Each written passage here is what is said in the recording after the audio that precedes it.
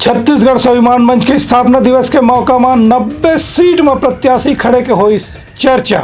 छत्तीसगढ़ स्वाभिमान मंच के 15वां स्थापना दिवस आज भिलाई में मनाया गिस। भिलाई कैंप 1 में हुए समारोह में ये मंच के जम्मू जिला के कार्यकर्ता और पदाधिकारी मन शामिल हुए। ए बेरा में छत्तीसगढ़ स्वाभिमान मंच के प्रदेश अध्यक्ष पूरन साहू की केवैया विधानसभा चुनाव में मंच ढहर ले 90 के 90 विधानसभा सीट में उम्मीदवार मन ला खड़े करे जाही। उनकर कहनारी से कि भाजपा ले अलग होके ताराचंद साहू हा छत्तीसगढ़ स्वाभिमान मंच के गठन करे रही है। ओकर उद्देश्य केवल छत्तीसगढ़िया मन के स्वाभिमान के रक्षा करना रही से।